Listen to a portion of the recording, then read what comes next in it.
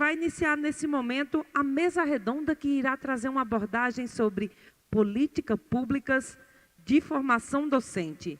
É um espaço de reflexão sobre os desafios e perspectivas para a formação de professores no Brasil.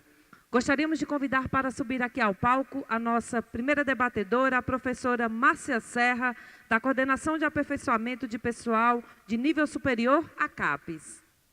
Recebê-la com a salva de palmas. Ela que é professora titular da Faculdade de Educação da Universidade Federal do Rio de Janeiro, com doutorado em Educação pela mesma instituição e pós-doutorado pela Unicamp e pela Universidade de Wisconsin-Madison, nos Estados Unidos. É diretora da Diretoria de Formação de Professores da Educação Básica e também bolsista de produtividade do CNPq desde 2012. Eu vou também saudá-la com um abraço mais uma vez. Muito bem-vinda, professora.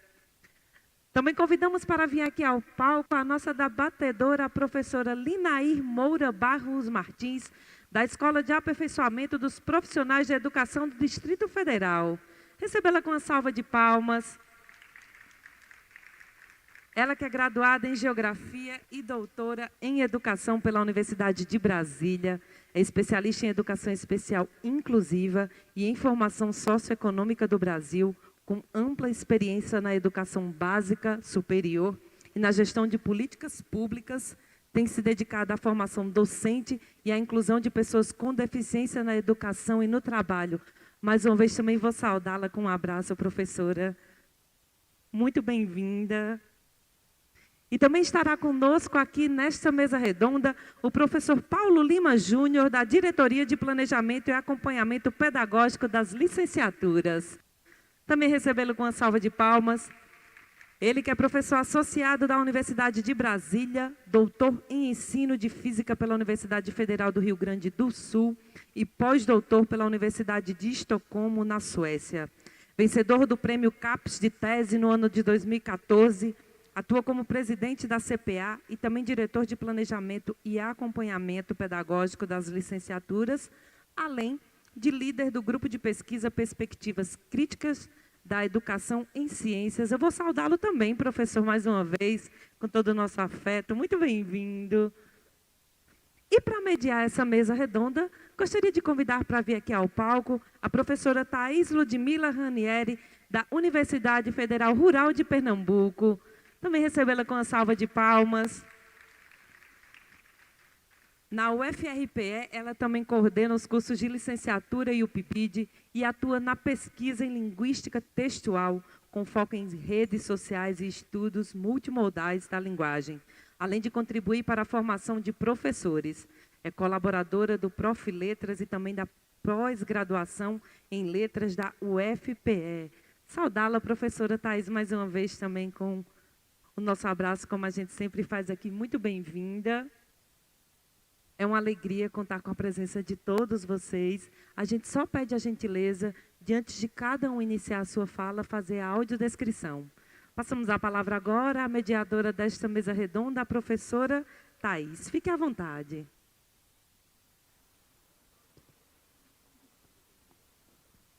Boa tarde. Sejam todos bem-vindos, né? Nós vamos iniciar a nossa 6ª mesa redonda com o tema Políticas Públicas de Formação Docente. E aí, para a gente poder fazer esse debate nessa tarde, né?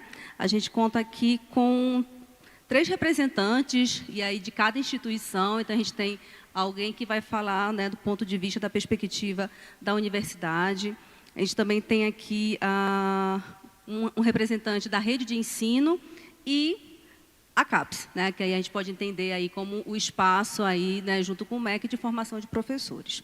Então, para essa tarde, né, a gente vai fazer essa discussão partindo desses 3 pontos, né, dessas 3 perspectivas. Salientando que, após a fala, né, dos professores, a gente vai ter um momento de discussão, e aí as perguntas, os comentários, eles vão ser, a gente pede que sejam encaminhados por escrito, tá? E aí o pessoal aqui da Realize vai ajudar a gente do cerimonial, né? Vai recolher e repassar para a gente poder encaminhar aqui e fazer esse debate. E aí, antes de eu passar, né, aqui para a gente iniciar a discussão, Eu esqueci de fazer minha minha descrição. Né? Então, eu sou uma mulher branca, né? De estatura baixa, tá? Uso óculos e de cabelo na altura dos ombros. Hoje eu estou de vestido preto com uma jaqueta jeans, tá certo? Então, para a gente poder começar, a gente chama, né, o professor Paulo Lima Júnior, que é o diretor, né, da diretoria das licenciaturas aqui da UNB. Seja bem-vindo, Paulo. Muito obrigado. É um prazer estar aqui com vocês nesse momento para poder falar um pouco sobre a nossa diretoria. Como foi apresentado, eu sou Paulo Lima Júnior, responsável pela diretoria, que é uma palestrinha, o nome dela, Diretoria de Planejamento e Acompanhamento Pedagógico das Licenciaturas da UNB. Nessa conversa sobre políticas públicas e formação de professores, eu vou falar um pouco da perspectiva em nível institucional, certo? E na medida em que a nossa mesa for avançando, a gente vai escalando, né? Vai subindo a escala distrital e, enfim, a escala da União. Se me permitem, eu não sei se vocês estão vendo, tem uma apresentaçãozinha que a gente tinha preparado. Ela aparece aqui para mim, né? Tá. Se vocês puderem já disparar a apresentação.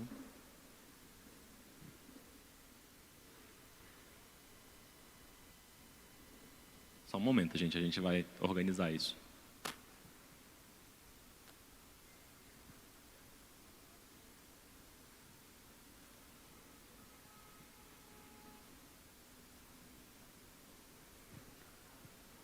A gente, a propósito, não vê o que vocês veem, tá?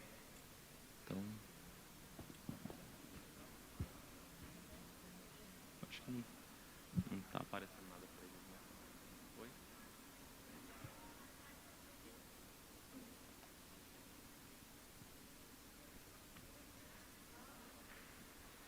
Enquanto os colegas vão carregando a apresentação, eu vou adiantando um pouco a nossa fala, então, certo? A diretoria, vou chamar de diretoria das licenciaturas da UNB, é algo que a gente, enquanto universidade, tem muito orgulho da existência dela, porque até que alguém diga o contrário, ela é a única em todas as instituições de ensino superior do Brasil. Vejam, é uma afirmação muito forte essa, né? A gente joga para ver se alguém contesta, né? Mas até agora ninguém contestou. O que ela tem de diferente do ponto de vista organizacional é que, bem, todas as universidades, ou acho que sim, todas as universidades estão organizadas também em pró-reitorias. Aqui na UNB, talvez por um sonho do Darcy, a gente tem a particularidade de chamar as nossas pró-reitorias de decanatos, certo? Mas são pró-reitorias. Então, vinculada ao decanato de ensino de graduação, ao que seria a pró-reitoria de ensino de graduação, existem na Universidade de Brasília 4 diretorias, certo? Uma diretoria de inovação, uma diretoria de acompanhamento e uma diretoria técnica. E a 4ª diretoria é a diretoria das licenciaturas. Isso é uma conquista da comunidade das licenciaturas da Universidade de Brasília, uma conquista histórica, que foi sendo construída ao longo de muitos anos e muitas gestões, certo? Originalmente nós não tínhamos uma coordenação, a gente se organizava como um fórum de professores e coordenadores das licenciaturas. E nesse fórum, muito necessário, porque os cursos de licenciatura, eles são todos dispersos em diversas unidades acadêmicas, isso é uma realidade de todas as instituições de ensino superior, certo? Então, o curso de licenciatura em Física está na Física, o curso de licenciatura em Química está no Instituto de Química, e se a gente não tiver nas nossas universidades um espaço para a gente se encontrar e conversar e alinhar as especificidades das licenciaturas, nós com muita dificuldade vamos conseguir crescer e se fortalecer, certo? Então, já nos anos 90, essa necessidade estava muito clara na UNB e o fórum já existia e era muito ativo. Foi, inclusive, o período da criação de diversos cursos de licenciatura na UNB. Posteriormente, foi instituída uma coordenação de integração das licenciaturas, que já funcionava dentro do decanato de ensino de graduação. E essa coordenação, dentro da administração superior, se encarregava da articulação das licenciaturas. Mais recentemente, há poucos anos atrás, a partir da CIL, que é essa coordenação de integração, surgiu a DAPLI, que é a Diretoria de Planejamento e Acompanhamento Pedagógico, né? E tem uma questão cacofônica, né, que as pessoas fugiram do nome, porque naturalmente ela ia se chamar DIL. Aí, enfim, rolou uma piadinha setorial, falando, a gente não pode chamar a diretoria de DIL, então ela ganhou um nome mais comprido para ser a DAPLI, certo? E essa diretoria que eu tenho a honra de, sob a liderança da professora Rosana Naves, nossa reitora, do vice-reitor, professor Márcio Muniz, e uma liderança mais imediata do próprio decano de ensino de graduação, professor Tiago Coelho, que eu tenho o privilégio de exercer. Agora eu vou descobrir como é que eu passo. Vamos lá? É isso? Será? É isso. Perfeito. Então, nossa missão é apoiar a formação de educadores, incentivar, fortalecer as licenciaturas da Universidade de Brasília por meio de ações muito concretas, que eu vou descrever para vocês rapidamente. A nossa estrutura organizacional preserva como coordenação a CIL, que é essa coordenação histórica, que inclusive ela é muito mais conhecida na UNB do que a própria DAPLE. Hoje a CIL é exercida pela professora Aide Caruso, que vários de vocês talvez conheçam, né? Eu, sem dúvidas, da universidade conhecem, profissional competentíssima do Instituto de Ciências Sociais e que eu tenho a honra de trabalhar com ela hoje. E também ela é composta por uma outra coordenação, que é a CPLIC, que é exercida hoje temporariamente pela servidora Tatiane Cunel, também de excepcional competência e que é um grato encontro nas nossas vidas. A propósito, o que é mais importante também, né, além dos nomes das pessoas, qual é a competência dessas coordenações. Então, a gente tem uma coordenação que é para dentro, outra que é para fora, né? Uma coordenação, ela diz respeito às ações da Universidade de Brasília, das licenciaturas da Universidade de Brasília, que são iniciadas pela universidade, como é o caso da CPLIC, que tem como principal objeto um edital que eu vou descrever para vocês, que é o Programa Licenciaturas em Movimento, e a CIL cuida, portanto, de tudo aquilo que é para fora. Então, a CIL é a responsável pela articulação com a Secretaria de Estado de Educação, ela é responsável também com a articulação com o PIBID, que estão representados pelas minhas duas colegas que vão falar na sequência, certo? Nós também contamos com a Comissão Permanente das Licenciaturas, que é a versão contemporânea daquele fórum que eu descrevi para vocês, sempre necessário, né? Um espaço negocial, um espaço em que os cursos de licenciatura podem sentar à mesa, debater, pactuar as suas especificidades, construir normativas conjuntas. Então, para tudo isso serve a Comissão Permanente das Licenciaturas. Quais são as nossas principais iniciativas na Universidade de Brasília? O PIBID, que a gente tem muita satisfação de receber. O PIBID na Universidade de Brasília traz, em termos de recursos anuais, 8,05 milhões de reais. É uma execução financeira que, assim, para a gente que está acostumado só com o dinheiro, o salário e a fatura de casa, 8,05 milhões é mais do que o orçamento, é mais do que o dobro do orçamento de todo o nosso decanato de ensino de graduação. Então, é muito dinheiro. Nunca é dinheiro demais, tá? Nunca será demais. Mas, assim, é bastante dinheiro em termos dos valores que a universidade consegue dispor por si mesma, certo? Sem o PIBID e sem a CAPES, nós dificilmente conseguiríamos colocar em movimento tudo o que nós colocamos em movimento. Também existe, a palavra movimento aparecendo de novo, um edital que é nosso e que hoje ele se chama Edital Licenciaturas em Movimento. Ele é a segunda geração de um edital já constituído na gestão anterior, que se chamava Licenciaturas em Ação, mas que já era muito bem sucedido e é principalmente sobre ele que eu vou me debruçar. Também é objeto da nossa diretoria o Centro de Educação Infantil, o UNB, que é uma parceria importantíssima com a Secretaria de Estado de Educação. É um centro, porque nós não temos colégio de aplicação na Universidade de Brasília, certo? Nós temos parcerias com a Secretaria de Estado. E nós conseguimos constituir, né, junto com a Secretaria, um acordo no qual um prédio da universidade é destinado, então ele fica dentro do campus, é destinado ao uso da Secretaria de Educação, da Diretoria de Educação Infantil, para que a Secretaria opere aqui dentro um centro de educação infantil que às vezes a gente chama de creche, mas é porque o nosso ele é creche e pré-escola. Então não é creche, não é só creche, certo? Mas as pessoas chamam carinhosamente de a creche da UNB. Então não é nem creche nem é da UNB, porque é da Secretaria de Educação.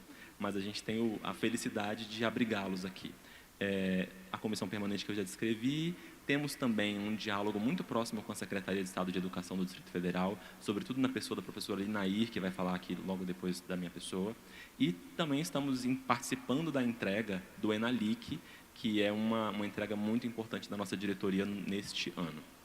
De tudo isso, porque o tema são as políticas de formação de professores, eu queria destacar aquilo que, no nível da nossa instituição, Universidade de Brasília, nós estamos produzindo como algo autogerado, certo?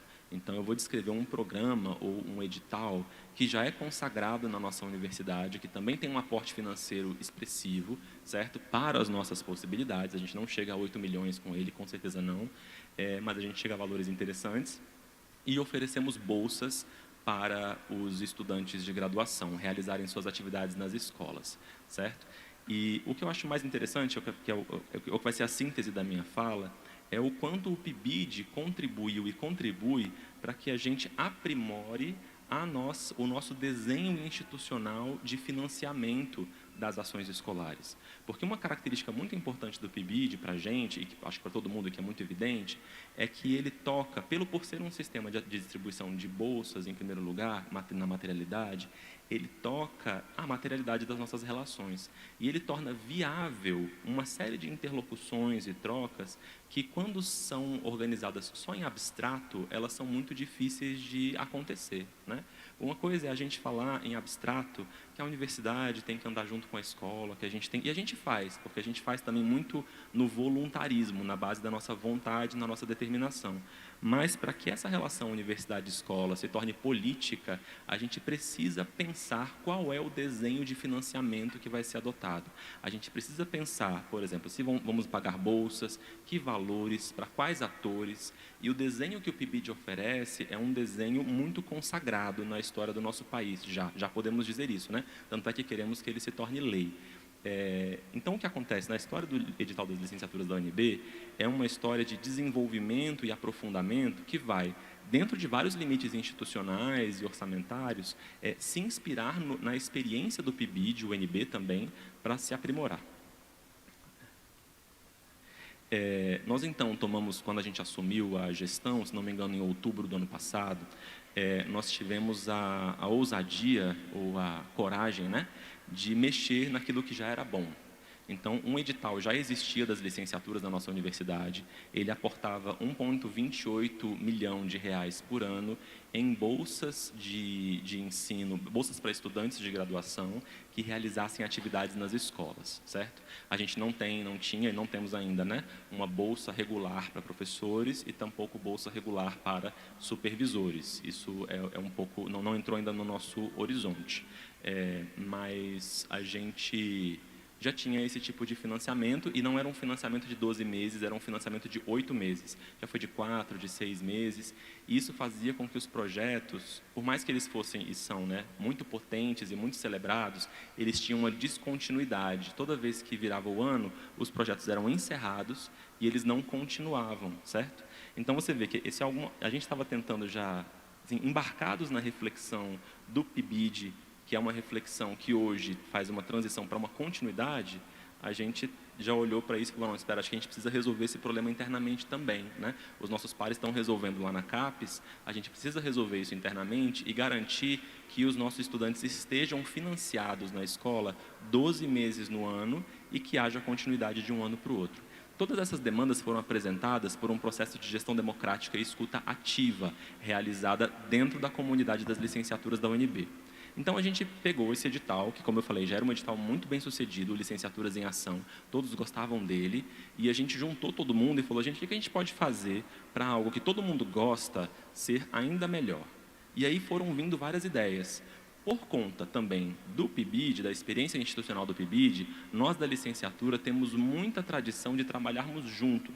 A gente trabalha muito com colegas de outras unidades acadêmicas, coisa rara dentro da Universidade de Brasília e de outras universidades.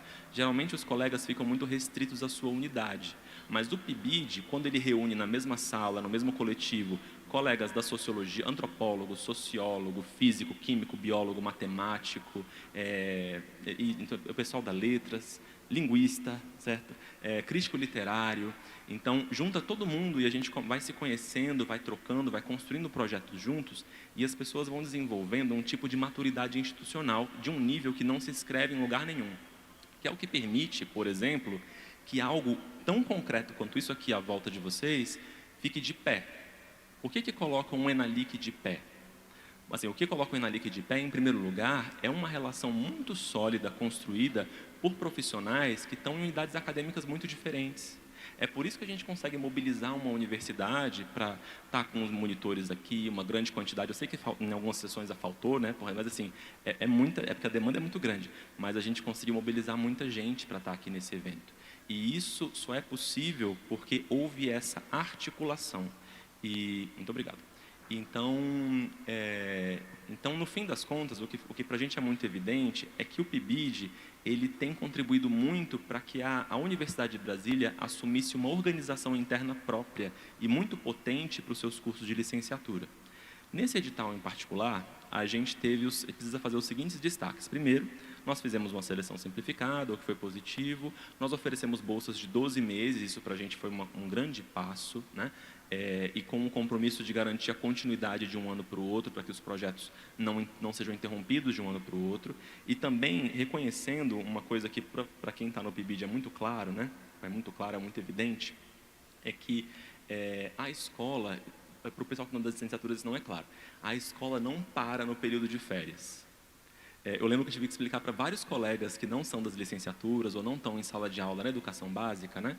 Eles falavam assim, mas como que você vai pagar bolsa para os estudantes por 12 meses se a escola só trabalha 8 meses no ano? Eu não, querido, vamos dar 2 passos atrás. A escola não trabalha 8 meses no ano, né? Falar isso é que nem falar que o atleta só trabalha quando ele está na corrida, né? Quando ele está correndo. Ele não tem treinamento, ele não tem organização, ele não tem preparação, né? Então, assim, foi muito bacana para a gente até poder ter esse tipo de desacordo, de enfrentamento, né? Para trazer para as pessoas que são da universidade e que não estão nas escolas a realidade de qual que é o trabalho da escola, que a escola está trabalhando todos os dias do ano, certo?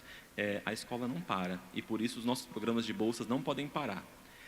E principalmente, essa aqui foi a grande sacada que veio dos colegas e que tem a ver com a nossa experiência de organização transversal, interdisciplinar, é que a gente precisava, nesse momento, se organizar em rede, certo? Essa é a grande novidade do nosso edital e da maneira como a Universidade de Brasília hoje se organiza para promover a relação universidade-escola.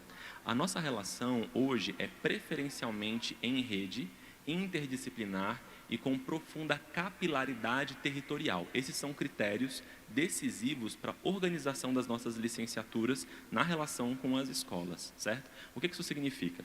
Em vez de, ou melhor, além de financiar projetos individuais, o projeto do professor João, que tem os seus bolsistas, e o professor João vai em uma escola e estabelece uma relação muito rica com essa escola. Tudo isso é muito possível e muito louvável. A gente queria fazer diferente.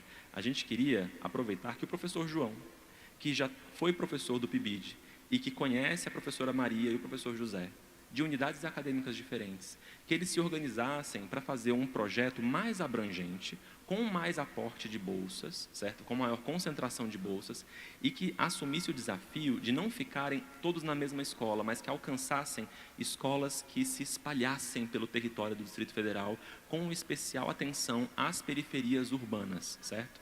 E esse foi o desafio que a comunidade se colocou, nós, enquanto gestão, colocamos no edital e a comunidade entregou 10 projetos em rede muito bonitos, certo? Que eu vou apresentar já para vocês.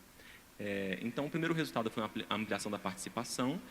Nós não aumentamos tanto, percebam só, nós saímos de 1,28 milhão de reais por ano para 1,44. Foi um incremento importante, mas não foi por isso que aconteceu o aumento na participação. Quando a gente redesenha a política institucional, quando a gente pensa um desenho de financiamento diferenciado, em geral a comunidade responde. E uma forma da comunidade responder é o aumento da demanda, é aparecer mais gente querendo participar daquele edital, querendo oferecer seus projetos. E a qualidade das redes que se apresentaram foi impressionante. A continuidade aconteceu, né? Então a gente tem essa continuidade garantida do pagamento das bolsas. Existe o incentivo financeiro, é um incentivo que a gente oferece de R$ 700 mensais, os mesmos valores de PIBIC e PIBID, certo, para os estudantes de graduação por 12 meses, e um auxílio por projeto que a gente ainda não conseguiu avançar para ser uma bolsa mensal, como é no PIBID, é um aporte anual para o professor, que funciona no máximo como uma ajuda de custo para mitigar alguns custos indiretos que o professor acaba arcando, como ele precisa pôr gasolina no carro para ir na escola, ele compra muitas vezes material do próprio bolso. Então, os professores recebem de R$ 1.000 a R$ 2.000 como auxílio financeiro para serem coordenadores de projeto. O trabalho em rede eu já descrevi, tem sido considerado muito potente e esse conceito de rede talvez seja a principal ideia que a gente pode, enquanto instituição, apresentar aqui publicamente e até recomendar, porque a organização em rede ela está se tornando muito comum, tanto em termos de editais de fomento, como a forma como os próprios atores se organizam, atores independentes, se organizam para atingir seus objetivos. Eu vou dar um exemplo muito concreto. Porque antes da gente se organizar em rede, as escolas, as comunidades de aprendizagem já estavam organizadas em rede. Um exemplo que a gente teve aqui durante o nosso encontro, houve aqui na própria UNB um evento nacional da rede de cursinhos populares. Não sei se vocês viram isso na internet ou ouviram falar, né? A gente tem, a rede de cursinhos populares é uma rede nacional, né? Um edital nacional, é da União. Mas a gente tem, aqui no Distrito Federal,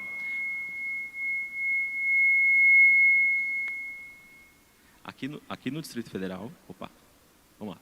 Aqui no Distrito Federal, a gente tem organizado os cursinhos populares, os cursinhos populares do Distrito Federal, que são geralmente associações de professores que voluntariamente, muitas vezes voluntariamente, assumem o desafio de alavancar a entrada de estudantes da periferia urbana nas universidades, sobretudo universidades públicas, mas não necessariamente, certo? Esse é um fenômeno que acontece em todos os centros urbanos e acontece também no Distrito Federal. Em todo o território do DF, existem, então, nas periferias do Distrito Federal, existem espalhados esses cursinhos populares, que não são cursinhos exatamente, nem todos são cursinhos na acepção mais tradicional do termo, mas são unidades de educação popular, que formam para o pensamento crítico, para a participação ativa, que sim, atraem estudantes e contribuem para que eles ingressem na educação superior, mas principalmente fazem um acompanhamento desses estudantes dentro da universidade. Então, muitas vezes, são os cursinhos que vão ajudar os estudantes a se integrar à universidade depois que eles entraram. São os cursinhos que vão nos procurar para denunciar, para fazer denúncia de exageros, de relações potencialmente assediosas, que estão acontecendo no espaço da universidade e que precisam da nossa atenção e que precisam de intervenção. Então, esses cursinhos acabam se tornando um espaço de resistência e de fortalecimento da juventude urbana do Distrito Federal e de todos os outros lugares onde esses cursinhos existem. E aqui eles já se organizam em rede. Então, o que a gente fez foi propor uma rede para a rede. Uma rede de professores e unidades acadêmicas que tenha aderência à rede de cursinhos populares no Distrito Federal e que, de partida, está presente em todas as regiões administrativas do nosso ente federado. E isso, para a gente, é muito potente. E a gente consegue fazer isso com quase o mesmo recurso que a gente tinha na origem, certo? Então, essa é a potência do trabalho em rede. Aqui estão listados os 11 projetos, ou melhor, as 11 redes que nós estamos financiando nesse edital, certo? Tem a rede de cursinhos populares, da professora Vanessa Andrade, a rede de inteligência artificial, liderada pelo professor Edson Ishikawa, a rede de pensamento nômade, liderada pelo professor Rogério Basali, que é uma rede focada no ingresso na educação superior, a rede Divulgando Ciências, liderada pela professora Giane Rota, com professores da educação em ciências, todos os nossos colegas, assim, são colegas até mais próximos, né? Não sei se a professora Márcia os conhece, mas a professora Giane está aqui. A rede de popularização do professor Cássio, a AnimaCast, da professora Monique Araújo, que é uma rede específica da Letras, porque o Instituto de Letras é super grande, né? Então tem vários departamentos. Então eles conseguiram construir uma rede específica do Instituto de Letras. A rede Mão na Massa, que é uma rede que está próxima da fabricação digital, do professor Jorge Fernandes, do SIC. A rede de experimentações da professora Priscila Rufinoni, do ICH. A rede Homo Ludens, do professor Domingos Coelho, que cuida do lúdico na sala de aula. A rede de excelência olímpica focada nas Olimpíadas de Conhecimento, sejam Olimpíadas de Física, de Matemática, de Língua Portuguesa, liderada pelo professor Lucas Moreira. E a rede Mosaico, que é uma rede sobretudo com ênfase na arte, liderada pela professora Rosana de Castro, do Instituto de Artes. São redes com temáticas muito diferentes. já estou finalizando, são redes com temáticas muito diferentes e essa é uma história que está começando ainda, tá, gente? Então, isso aqui é o que tem de mais fresquinho acontecendo na nossa universidade. A gente tem muito orgulho de ser o UNB, a gente tem, de fato, muito orgulho de poder estar entregando dentro de todas as limitações orçamentárias, porque o orçamento é muito apertado, mas assim, conseguir ter reservado 1,44 milhão de reais no ano para financiar bolsas para os nossos estudantes em redes e projetos que valem muito a pena, para a gente é um orgulho muito grande e enquanto gestão isso nos traz muita satisfação. É isso. Muito obrigado, prezados.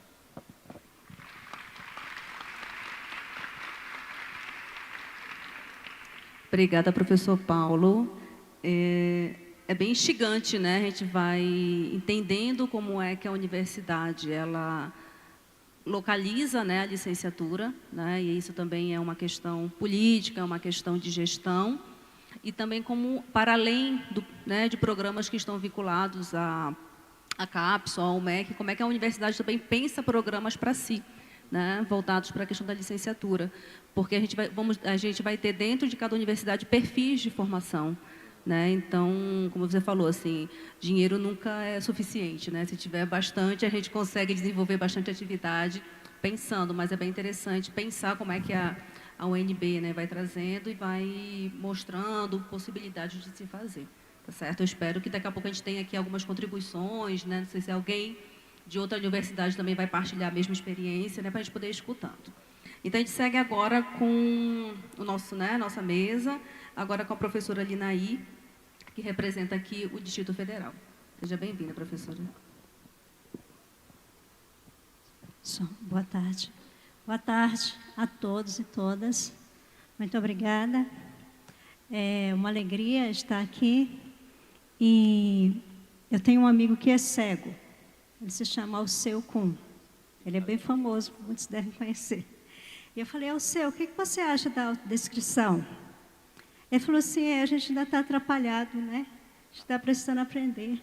Mas, assim, é um momento muito importante porque nós estamos no foco. E as pessoas lembram que nós existimos e precisamos de acessibilidade. Então, eu pedi a Iá aqui para me fazer um poeminha para eu me apresentar. E eu não sei se vocês vão gostar. Depois vocês julguem o prompt ou a ideia da Iá. Da Iaiá, como eu chamo, né? Com 1,50 m de altura, pele e olhos claros de aprender e ensinar. Calça azul marinho, blusa cinza e preto, óculos aro preto, a me acompanhar. 40 anos de professora, 5 netos, acreditando na transformação que me faz continuar. Eu só quero acrescentar para os meus amigos surdos que o meu sinal é a letra V de verde, circulando em frente ao olho. Ok? Obrigada. Pode colocar a minha apresentação. Eu venho falar aqui em nome da Secretaria de Educação do Distrito Federal. Sou professora que já passei por essa casa também, como contrato temporário, é claro, porque trabalhei muitos anos na educação básica do Distrito Federal, me aposentei e agora eu volto para dirigir a Unidade Escola de Formação Continuada dos Profissionais da Educação, a nossa EAP, que é uma casa que já tem 37 anos, uma tradição muito forte no Brasil na formação de professores. É formação continuada, mas nós também colaboramos com a formação inicial. E eu quero mandar aqui um abraço para os nossos professores da EAP, porque eles são muito apaixonados pelo que fazem. São professores que vão para casa por edital, não é? Nós fazemos o edital anual, fazendo a seleção dos nossos docentes. Então, são muitos que já passaram por esta casa também, fazendo seus mestrados, doutorados, pós-doutorados. Nós temos ali o estande da Secretaria de Educação e temos um painel da formação, tá? Se quiserem depois. É o primeiro estande.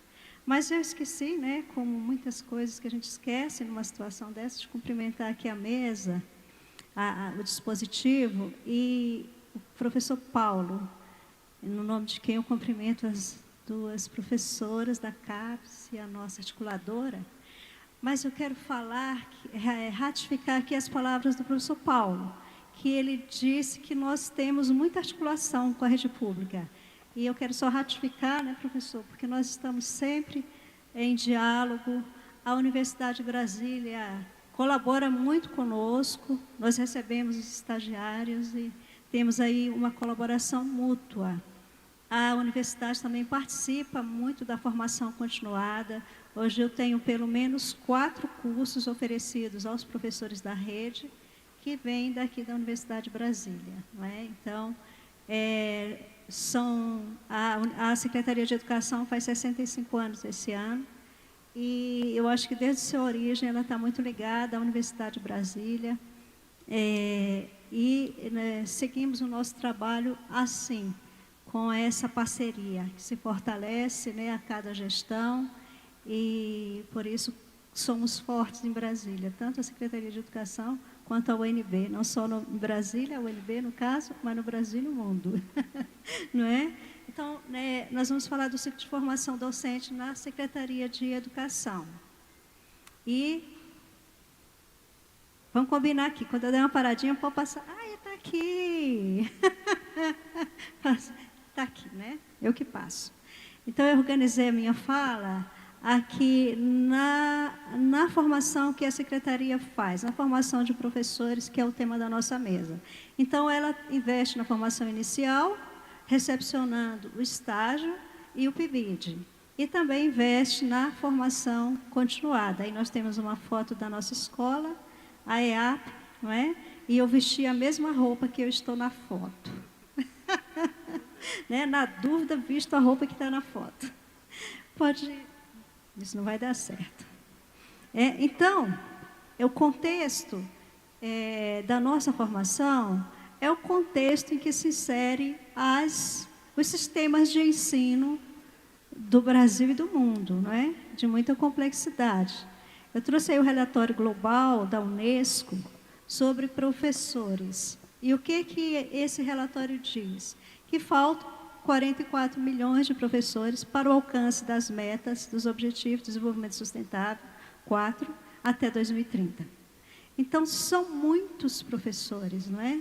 Então, é uma categoria que tem sofrido muito com a falta dos seus profissionais. Isso é um fenômeno. A Unesco, em 2007, quando fez um estudo muito profundo, e quando o PIBID foi criado, justamente, já para preencher essa lacuna existente, ela já alertava porque esse problema estrutural ele poderia se agravar muito.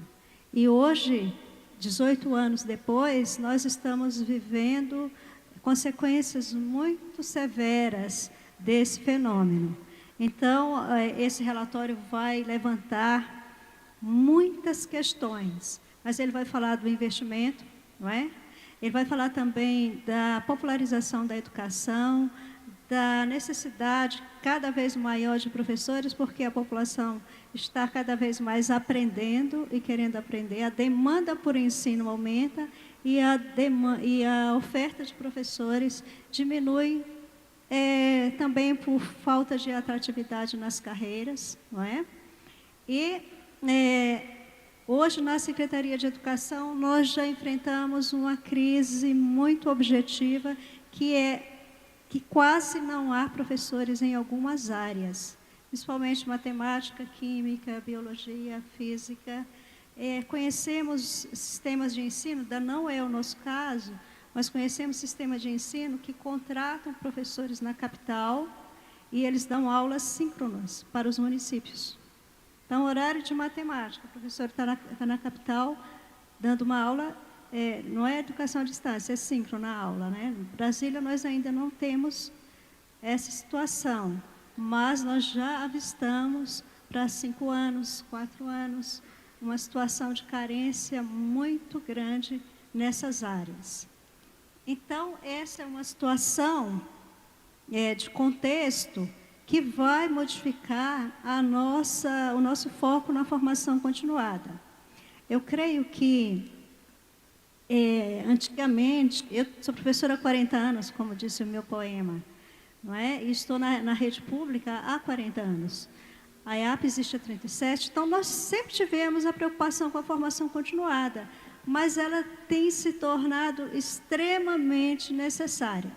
Às vezes, como chefe da unidade, da Secretaria de Educação, eu penso que o mundo inteiro está achando que vai resolver o problema da educação com a formação continuada dos professores. Porque cada um que chega com o seu projeto, ele entende que todos os professores da rede têm que fazer aquele percurso, porque é aquele percurso que vai resolver a problemática da rede. Por exemplo, eu acabei de fazer uma formatura, estou na época das formaturas, dos percursos, né? Terminamos um percurso, eu não vou dizer qual, mas a ideia é, não vamos fortalecer para 2026, a gente alcançar toda a rede, porque todo mundo precisa desse percurso. Aí daqui a pouco eu vou fazer a formatura de direitos humanos. Todo mundo tem que fazer o protocolo antirracista, tem que fazer o protocolo anticapacitista, todos os servidores da rede têm que fazer. Aí nós chegamos com as grandes políticas públicas, não todos os professores devem ser obrigados. Então, assim, e é muita gente querendo formar professores. Muita gente, vocês sabem, aí tem uma reflexão maior, até da ANPED, a respeito da questão da formação continuada, como que ela está sendo desenvolvida, não só pelo sistema de ensino, não só pela universidade, mas também por quem vende gasolina. Também por quem planta coquinhos.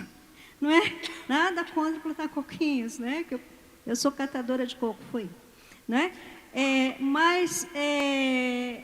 Pessoas que não têm nada a ver com a educação, com percursos muito, com ideias muito fortes de que conseguem formar professores com investimento, com financiamento, muitas vezes público, não é? Porque para deixar de pagar alguns impostos, estão com propostas aí já. Nossa, deixa eu apressar. Então, os nossos desafios mudaram. E que desafios são esses, né? Lacunas na formação inicial. Infelizmente, hoje nós temos formações muito aligeradas, formações, muitas vezes, até de menos de um ano para fazer um curso de licenciatura. E sabemos ainda que não é a universidade pública a principal formadora de professores. Não quero aqui desqualificar as outras iniciativas, não é? Mas nós sabemos que há iniciativas que não têm a mesma qualidade. Então, o professor chega para a rede com uma formação inicial com muitas lacunas. Nós fizemos uma contratação de 3.000 professores no ano passado. Ao final de 90 dias, nós tínhamos 300 pedidos de demissão. Ele chega na sala de aula e não sabe o que fazer.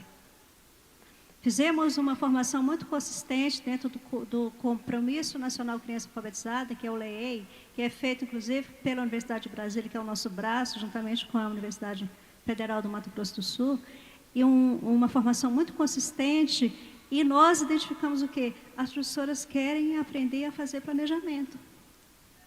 Olha só, que é uma lacuna de onde? Da formação inicial.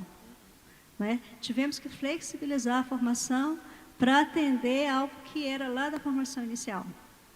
Um outro desafio da nossa formação é a implementação de políticas públicas. Então, nós temos várias políticas do Distrito Federal e políticas federais também, como, por exemplo, a PENAEM, que é a Política Nacional do Ensino Médio, como o LEI, que é a Leitura e Escrita na Educação Infantil, como a alfabetização no primeiro e segundo ano, que no Distrito Federal ganha o nome de Alfaletrando, conforme vocês podem ver lá no nosso stand. Então, a implementação dessas políticas, elas têm um pilar, um eixo de formação, e esse eixo é conosco. Então, é uma necessidade de formação continuada, muito expressiva na rede. A atualização também, não é, gente? A construção de conhecimento, de metodologias, de técnicas. Nós vamos lembrar que o sacristão, por exemplo, que vai falar que a nossa prática pedagógica, ela não muda porque nós fizemos um curso de formação. Não é? Ela é coletiva, ela é ratificada pelo outro, ela acontece no chão da escola. Então, essa atualização constante também é um desafio para a nossa rede. E o engajamento profissional. Nós temos, além desse conceito que ele é bem definido nas nossas diretrizes nacionais, mas nós temos muitos colegas que estão na rede de passagem. Nós temos muitos colegas que estão na rede, mas o pensamento nem o coração dele estão ali. Então, a formação nossa, ela traz esse profissional para ser um professor que, às vezes, ele ainda não é, apesar de ter um diploma. Então, esses são desafios muito fortes para a formação em rede. Então, nós fazemos a formação inicial, a rede pública, com a recepção do estagiário, né? O estágio obrigatório supervisionado.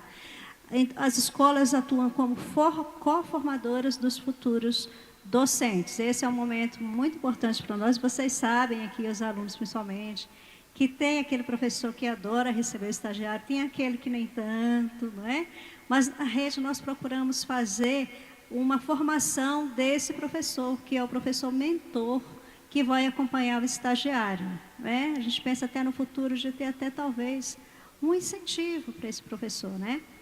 Nós fazemos parcerias com instituições de educação superior para fazer essa articulação teoria e prática. E para isso a rede tem o programa Quero Ser Professor, que é o quê? O nosso tapete vermelho. Venha para nós, vem ser professor da nossa rede, tá? Então, nós queremos, no estágio, fazer um estágio bem consistente, quem sabe, futuramente, até contar ponto no concurso. Tem redes de ensino que já fazem isso, não é? Você fez o estágio na rede, você já tem um pontinho, não é o caso da rede do Distrito Federal, é só uma ideia, né? Por quê? Porque nós precisamos de professores, né? Nós estamos sedentos por vocês, digamos assim, né? Então, nós temos o programa Quero Ser Professor, que tem tanto a mentoria, o curso de mentoria para o nosso professor da rede, como a recepção do estagiário. A outra forma, olha a moça dos minutos, olha só, estou chegando lá. A outra forma de receber o licenciando é pelo PIBID, que é uma oportunidade muito grande para a rede, porque o PIBIDiano traz o projeto, ele desenvolve um projeto, isso enriquece muito a nossa rede, ele fortalece o elo entre a instituição de ensino superior e a rede pública, a educação básica, e é um fomento, né, de experiências e práticas desde o início da graduação. Então, o licenciando já vai convivendo com o ambiente da escola, já vai entendendo o que é ser professor desde o início da sua formação. Essa é a nossa escola, a EAP, né, Escola de Formação Continuada, e nossos percursos são basicamente de integração na carreira, aquele professor que está chegando, ele precisa entender o que é a rede, ele precisa saber qual é o princípio de avaliação da rede, ele precisa saber como que a rede se estrutura, depois os percursos de implementação de políticas públicas, as políticas públicas da educação básica. Nós temos muitos percursos que são obrigatórios por lei, não é? Especialmente o da Maria da Penha vai à escola, são percursos que estão sempre monitorados pelo Ministério Público e por outros órgãos. E nós temos na nossa rede uma estratégia de formação muito importante, que é o afastamento remunerado para estudos, que nem todas as redes do Brasil têm. E quando o professor se afasta, ele não tem prejuízo nenhum do seu salário. Então, ali no nosso instante, vocês poderão verificar que eles vão para o mundo inteiro, né? Para Portugal, depois do Brasil, é o país de maior destino, mas vão para a Alemanha, vão para a Holanda, vão para vários países. Não só da Europa, como Estados Unidos e até do Japão, não é? Da Ásia. Cada vez mais a gente estreita esses laços. Bolsas de estudos, que são a contrapartida das instituições particulares de ensino. Para cada 20 estagiários que eles mandam para a nossa rede, tem uma bolsa para um servidor nosso, né, fazer a sua graduação ou até a pós-graduação. E nós temos uma estratégia de acompanhamento na escola que se chama EAP Vai à Escola, que não é o professor que pede a formação, é a escola. Então, o professor da EAP vai fazer essa formação coletivamente, ou numa sala de coordenação, ou numa oficina que dura 30 horas, dependendo da temática, dependendo do desejo da escola.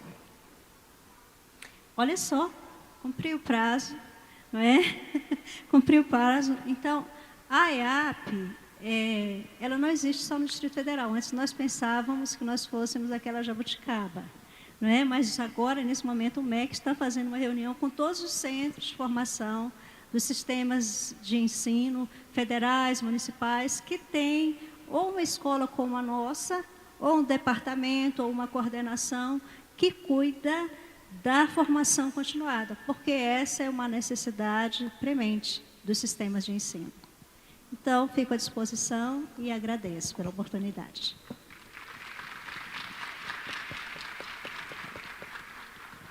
Obrigada, professora Linaí. E que bom que a EAP não é uma jabuticaba, né? Que a gente tenha várias por aí. Só para ressaltar, eu sou de Pernambuco, Recife, a prefeitura tem uma escola de formação, que é, se não me engano, a escola Paulo Freire de formação de professores, né? Então, esses centros são bem importantes, né, para a gente poder fazer esse processo da formação continuada. E aí também eu queria destacar essa questão do estágio, né? Porque uma coisa que você colocou, professora, que eu acho que é importante, é o estímulo dos professores que querem ser os professores supervisores de estágio, né? O professor não tem uma redução de carga horária, o professor não tem nenhum incentivo para poder receber os estagiários. E a gente sabe que tem vários professores, tem professor que ou não tem um perfil, ou realmente não tem interesse, mas eu conheço vários professores que têm um perfil, né, que gostam de receber, e às vezes eles não recebem mais, ou porque a própria escola, né, não tem uma estrutura, ou realmente porque não há um incentivo para que ele receba esses estagiários, né? Então, eu acho que a gente tem que começar a pensar, a olhar para esses professores que querem, né, trabalhar nessa outra ponta aí da formação, tanto da formação continuada quanto da formação inicial. E outra coisa que você colocou que eu acho que é bem interessante são esses recém-formados que estão chegando com déficit, né? E aí eu, na ponta ali do PIBID, pelos relatos que a gente vai escutando, eu como professora de estágio, a gente percebe a diferença do aluno que vem do programa de iniciação à docência do aluno que não vem, né? Então, essa prática, esse chão da escola, né, ele é diferente, né? Até uma coisa que eu sempre falo para os meus alunos, assim, eu não tenho como ensinar a vocês a dinâmica da hora-aula, né? Mas a gente dá tanta aula que tem uma hora que a gente já sabe quanto é 40 minutos ou 50 minutos de aula. A gente sabe que aquele conteúdo ele vai poder ser executado em 50 ou ele vai precisar de mais tempo, né? E isso é a dinâmica da escola que ensina. A gente, por mais que a gente esteja, né, dentro da sala, desenvolvendo atividade, mas é a ida para a escola que faz com que a gente desenvolva determinadas habilidades. Mas é muito bom escutar, né, que existe uma escola, que existe uma preocupação, né? Vocês percebem aí desses novos professores que estão chegando, né, determinadas deficiências que precisam ser apontadas para a gente poder, né, na ponta aqui da universidade, da formação de professores, poder pensar também. Obrigada, professora. E aí agora a gente segue, né? Obrigada. A gente segue agora com a professora Márcia Serra, representando a CAPES, né, numa outra ponta, numa outra perspectiva, né, Márcia? Então a gente vai escutar a Márcia também um pouquinho para depois a gente abrir o debate. Obrigada, Thaís. Queria agradecer a organização do evento pelo convite e cumprimentar Paulo e Linaíra. Acho que é uma composição bem bacana para a gente pensar a institucionalização do PIBID, porque estamos aqui com os parceiros, né, da formação. Estamos com a universidade, com a escola, né, e com a agência que financia, né, que fomenta o programa de iniciação à docência. Então, acho que a gente vai ter uma boa conversa. Bom, vou tentar fazer minha audiodescrição, ainda que, né, a gente não saiba muito bem como fazer. Eu sou uma mulher branca, baixa, cabelo encaracolado, escuro. Eu sou quase idosa, tenho 59 anos, quase 60. Eu uso sempre um óculos colorido, eu uso óculos há muitos anos, então ele tem que sempre ser bonito, colorido, já que ele fica 24 horas no rosto, né? Então é um óculos que puxa para o roxo, que é uma cor que eu adoro, e aí eu estou com um vestido que tem um fundo roxo, né, na parte de cima e um fundo preto embaixo, bastante colorido, com bolas e com flores, né, vegetais, animais. É isso. Os slides. Bom, então a fala vai casar bastante com o que vocês trouxeram, né, com foco no PIBID, porque das políticas públicas de formação de professores que a diretoria de formação de professores, que é a diretoria que eu estou à frente desde 2023, fomenta, eu escolhi justamente, né, falar do PIBID, né, do Programa de Bolsa de Iniciação à Docência. Como já me apresentaram, né, eu sou professora da Universidade Federal do Rio de Janeiro e eu estou diretora da Diretoria de Formação de Professores da CAPES, como eu disse, desde 2023. É aqui? Qual é? O sensor é? Bom, muito rapidinho, porque vários de vocês...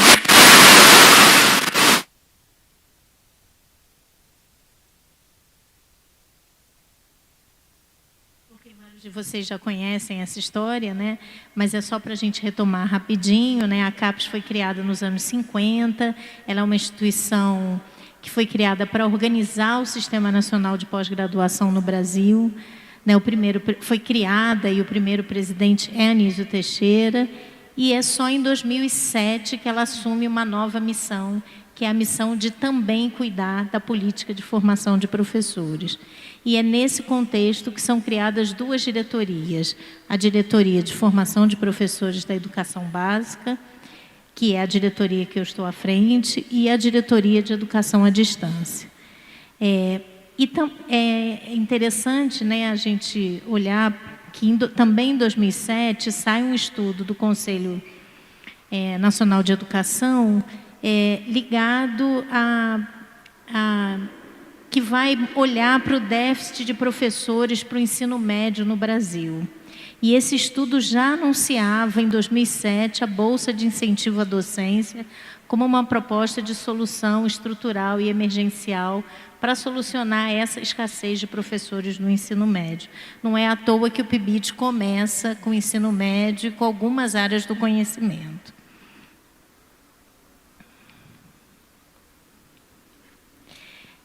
Bom, então o PIBID é criado nesse contexto em que já se tem, né, esse mapa do Brasil, do país, na escassez de professores, e nesse primeiro edital ele é voltado só para as instituições de educação superior federais, e ele começa com 43 instituições de educação superior e 3,7 mil licenciandos. É bom guardar esse número, né? E dentre os objetivos do programa já estavam lá: incentivar a formação de professores para a educação básica, valorizar o magistério, elevar a qualidade da formação inicial de professores nos cursos de licenciatura. Então, as bolsas para os professores das universidades, elas tinham essa intenção, né, de trazer outros docentes para a licenciatura e incentivar que a universidade valorizasse a licenciatura, a ponto, por exemplo, de criar, né, inclusive, setores específicos para cuidar da licenciatura, como o Paulo trouxe, por exemplo, esse exemplo da UNB. Inserir os licenciandos no cotidiano das escolas e, com isso, incentivar as escolas públicas. Eu sempre digo isso, para a gente lembrar, o PIBID é um programa de iniciação à docência, o foco dele é o licenciando, a licencianda, mas ele tem muitos efeitos colaterais, né? Um deles é o incentivo às escolas, a melhoria da educação básica e contribuir para a articulação entre teoria e prática necessárias à formação dos docentes. Aqui, só para a gente olhar, que tem, né, a gente já lançou 12 editais do programa. Essa linha do tempo ajuda a gente a pensar como é que foram crescendo e diversificando as instituições de ensino participantes dos editais, e estamos, né, com o edital vigente, que é o edital 10 de 24. E também não está aí nessa linha, mas, como eu já disse, o PIBID começa com algumas áreas do conhecimento fortemente ligadas ao ensino médio, a física, a química, a matemática, a biologia, e ele também vai expandindo em termos das áreas do conhecimento. Acho que um outro marco importante, né, a gente não consegue trazer tudo, mas é também a sanção do Plano Nacional de Educação em 2014, que tem uma estratégia específica que já fala em ampliação do programa permanente de iniciação à docência a estudantes matriculados em cursos de licenciatura. Então, o Plano Nacional de Educação de 2014, ele explicitamente fala do PIBID e fala da ampliação, da necessidade de ampliação. E nesse mesmo ano, há também um estudo avaliativo sobre o PIBID pela Fundação Carlos Chagas. A gente tem aí a capa desse estudo, e o estudo mostra, né, que pelas contribuições do programa, o PIBID deve ser institucionalizado e se tornar uma política de Estado. Então, o programa vai avançando nessa conversa, né, com os documentos avaliativos, com o Plano Nacional de Educação, né, um pouco para a gente entender como que a política, né, ela emerge, como é que ela vai se fortalecendo na relação, né, com a avaliação e com os planejamentos estratégicos para o país. Bom, dando um salto, a gente chega em 10 anos depois, com a publicação de uma nova portaria do PIBID. Essa portaria incorpora, né, objetivos, princípios, elementos do programa de residência pedagógica, né, que é um programa que aconteceu de 2018, né, a 2023, 24 talvez, e essa portaria já anuncia alguma coisa que a gente conversou ontem com os coordenadores institucionais, né, que a vigência dos projetos será definida em edital, nesse edital, né, o último, mas que ela poderá ser prorrogada de acordo com disponibilidade orçamentária e com avaliação realizada pela CAPES.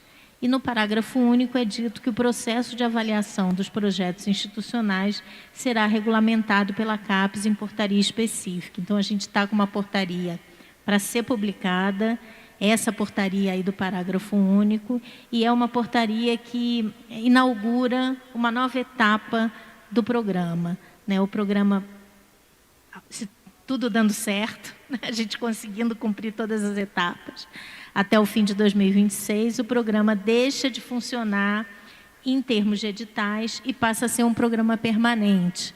Então, o programa vai ser avaliado, as instituições permanecem sendo bem avaliada, permanecem no programa e as distribuições de bolsas continuam, obviamente, dependendo da disponibilidade orçamentária, mas elas não impedem que o programa continue acontecendo, né? Então, um pouco com a ideia da pós-graduação, né, em que os cursos continuam acontecendo e uma vez por ano eles recebem as bolsas e vão, né? Então, porque, não sei se todos sabem, mas quando eu falei isso ontem, quando a gente, para lançar um edital, precisa ter orçamento.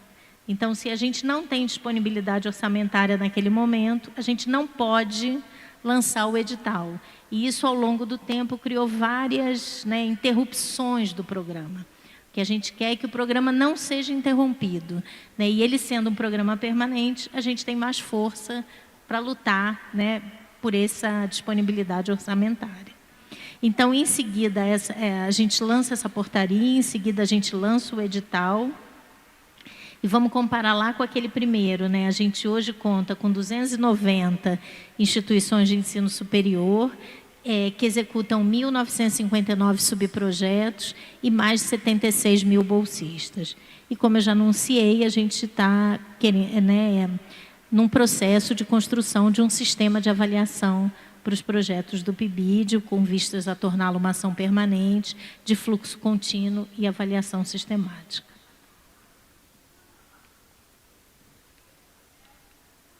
Bom, rapidinho, só para como é que a gente vem construindo esse sistema de avaliação.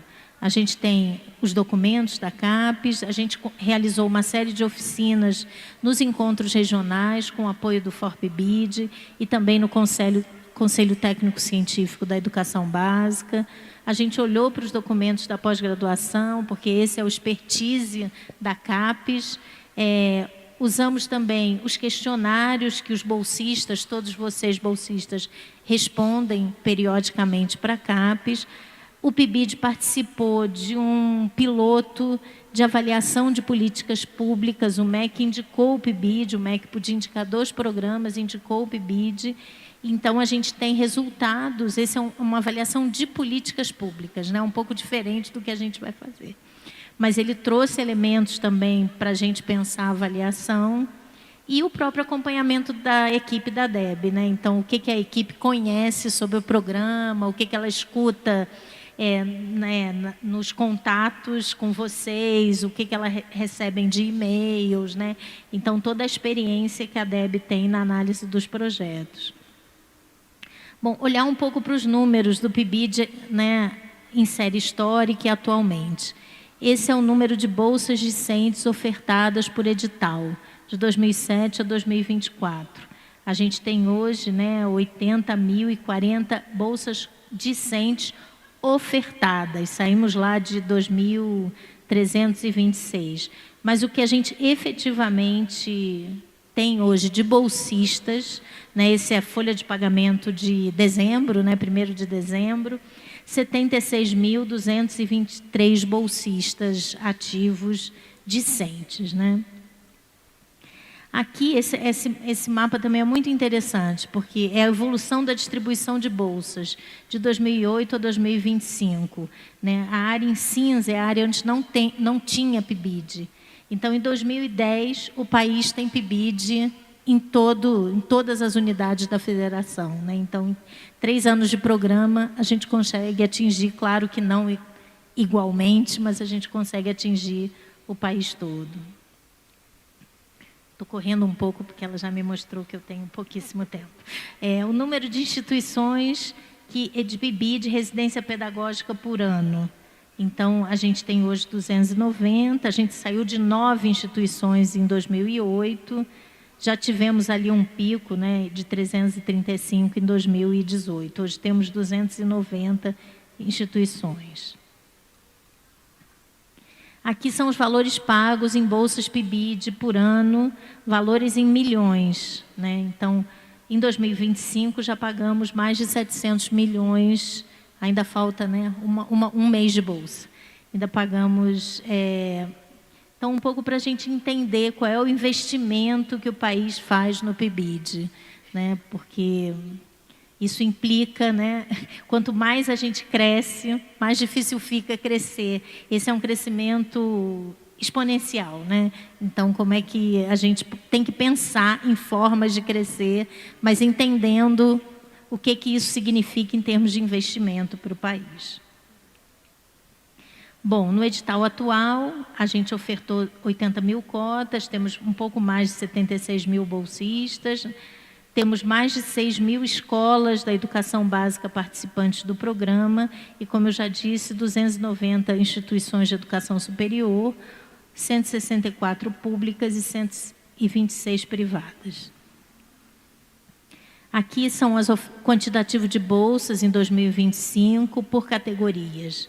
Né? Então, iniciação à docência, supervisores, coordenadores de área, coordenadores institucionais, coordenadores de gestão. Esse é o número de bolsistas que nós, né, temos ou já tivemos. Né? O número é sempre um pouco maior porque tem aqui a gente está contando os CPFs. Né? Então, tem estudantes que se forma, sai do programa, a cota é ocupada por outro bolsista. Esses 2 mapas também são interessantes para a gente olhar como é que a gente faz uma distribuição regional para que a gente não perpetue desigualdades. Né? Então, se a gente olhar o número de instituições de educação superior, o Sudeste tem 37. Mas, em termos de bolsista, o Sudeste tem 26% das bolsas. Né? Então, ele tem 37% das instituições, mas ele tem 26% das bolsas, porque os editais vinham fazendo ajustes para que as regiões, historicamente, né, mais privilegiadas do país e com maior número de instituições de ensino superior não levassem todas as bolsas do programa. Né? Então, já há algum tempo, é o Nordeste que tem o maior número de bolsas do programa. O investimento de bolsas em 2025, isso é um pouco para vocês entenderem como funciona a diretoria de formação de professores. Né? Ontem eu dei um número um pouco superestimado, mas aqui está o número correto. a diretoria de formação de professores paga bolsas para o PIBID, para o PARFOR e, desde esse ano, para o PED-MEI licenciaturas. Só que o orçamento da DEB, 84% desse orçamento é em bolsas para o PIBID. Bom, vou passar rapidinho, porque já só tenho 2 minutos. Os bolsistas por área de subprojeto, né, o percentual de bolsistas por área de subprojetos, o destaque ali embaixo, o maior número, são os subprojetos interdisciplinares. O desafio que a gente percebe lá na DEB é tornar os projetos interdisciplinares efetivamente interdisciplinares, porque algumas vezes eles são uma reunião de cursos, mas eles ainda não são interdisciplinares. Aqui a distribuição de bolsas nos cursos ligados à equidade. Então, aonde estão esses cursos, né? Quilombola, bilíngue de surdos, educação especial inclusiva, educação indígena e educação do campo. Então, onde estão essas bolsas de licenciaturas no país? A cobertura do programa, né, se a gente, olhando essa imensidão, né, do investimento e da quantidade, né, nós temos, olhando para o censo da educação superior, a gente tem matrículas em licenciatura 1,7 milhões e o BIBID só cobre 5,4% dessas matrículas, né? Então, ainda com todo esse esforço, o que a gente consegue cobrir com bolsas do PIBID é um pouco mais de 5%. Aqui, também falando na cobertura do programa, né, a participação dos tipos de instituições de educação superior no último edital do PIBID. O que é interessante é olhar ali que os institutos federais, quase todos, participam do PIBID. 95% dos institutos federais participam do PIBID, que é um dado bem bacana, né? Bom, distribuição dos docentes, dos ingressantes, né, no PIBID, nesse edital, por raça e cor, né? Então, maioria são partos, né, que é essa cor, esse azul aí meio verde, né, 41%, e a maioria deles cursou ensino médio integralmente em escola pública. Situação atual dos discentes, isso é interessante, trouxe muito rapidinho alguns elementos do questionário dos ingressantes. Os bolsistas PIBID responderam um questionário de ingressantes e tem alguns dados preliminares para a gente pensar. A situação atual desses bolsistas PIBID em relação ao trabalho, né? Então, nos salta aos olhos, por exemplo, que nós temos bolsistas que trabalham até 30 horas semanais, até 44 horas semanais. Então, queremos saber como é que esses projetos estão acontecendo. A avaliação vai nos ajudar, né, a entender isso. Como que a gente consegue, né, fazer o programa acontecer, esses estudantes estarem na escola, nessas condições em que eles ingressam no programa.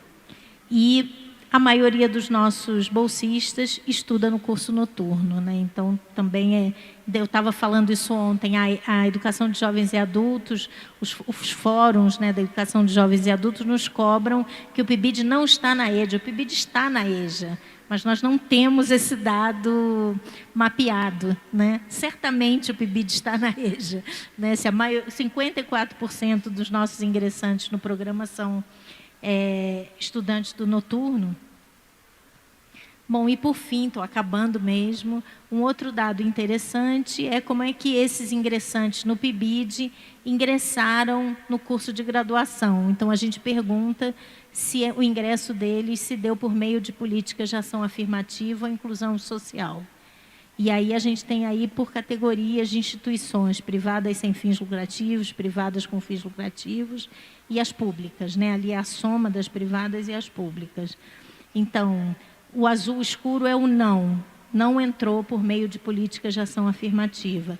Todas as outras respondem sim por algum critério, né? Ou critério de renda, étnico-racial, ou que combina mais de 2 ou mais critérios, ou porque estudou em escola pública, né? Então, um pouco para a gente olhar também quem é o perfil dos nossos bolsistas.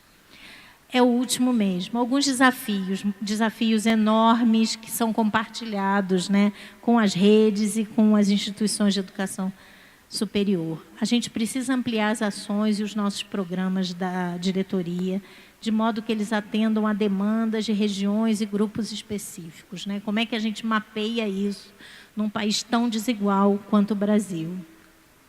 Para isso, a gente precisa fortalecer as parcerias com as instituições de educação superior, com os estados e municípios, para poder diagnosticar melhor essas demandas, para reduzir assimetrias e promover a equidade.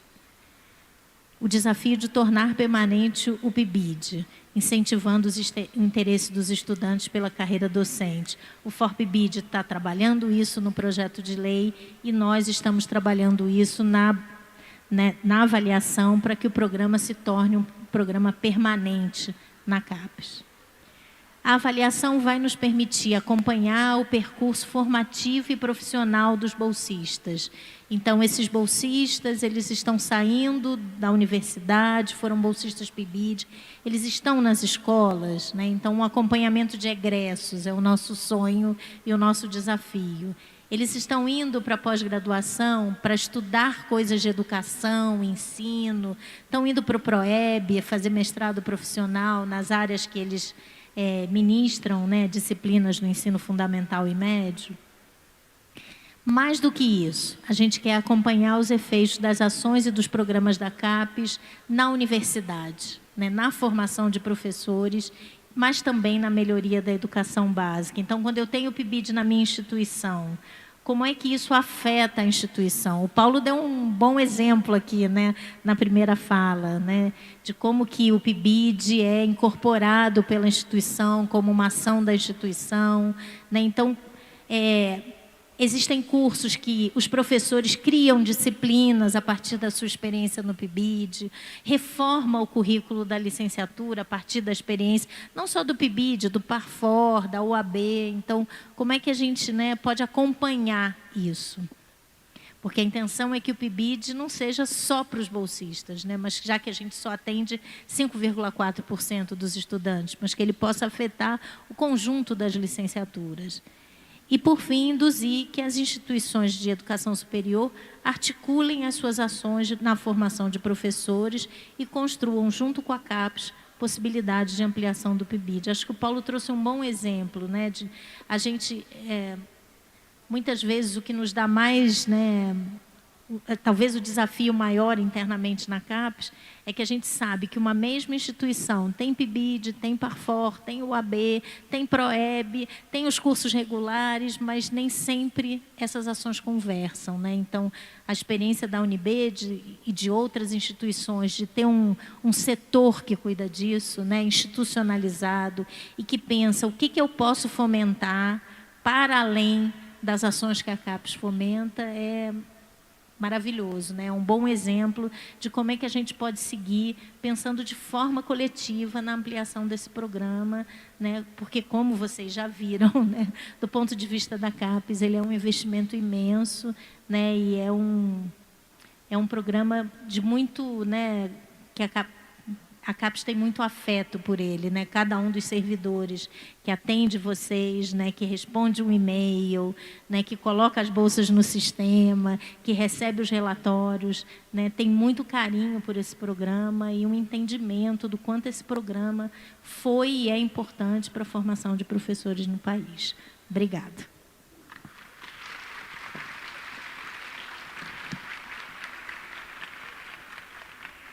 Obrigada, professora Márcia. Antes da gente iniciar o debate, só queria reforçar que logo mais, às 16, nós vamos ter a nossa audiência pública, tá? Exatamente para debater, e principalmente para debater o PIBID como projeto de lei. E aí nós estamos na expectativa de receber o deputado, né, Rafael Brito, que está como relator, né, do nosso projeto. Então, é extremamente importante a participação, a presença, a gente deixar esse auditório aqui bem cheio, para a gente poder mostrar a força que a gente tem enquanto conjunto, né, e mostrar também, né, a gente vai ter aqui uma sequência de falas mostrando a importância do programa. Pode ser que, para a gente, a gente está falando a mesma coisa, mas é extremamente importante a gente continuar dando voz e espaço, né? Porque a gente está num caminho extremamente importante dessa aprovação. Então, os estudos já estavam mostrando há mais de 10 anos atrás a necessidade de se tornar como um projeto de lei, né? Então, ele já não pode mais ser uma política de governo, né? A gente fica sempre à mercê. Então, é extremamente importante se tornar uma política de Estado, tá? Então, daqui a pouquinho a gente vai, às 16 horas, a gente começa a organizar aqui a audiência. E aí, né, com a fala, né, da professora Márcia, e com destaque maior na fala, né, para o PIBID, a gente vai fechando esse debate em torno da formação de professores, né? E aí a gente pega os 3 pontos, que são os 3 pontos que estão, né, na articulação e nessa integração de formar professores. A universidade como uma formação inicial, pensando no curso, pensando na formação pedagógica.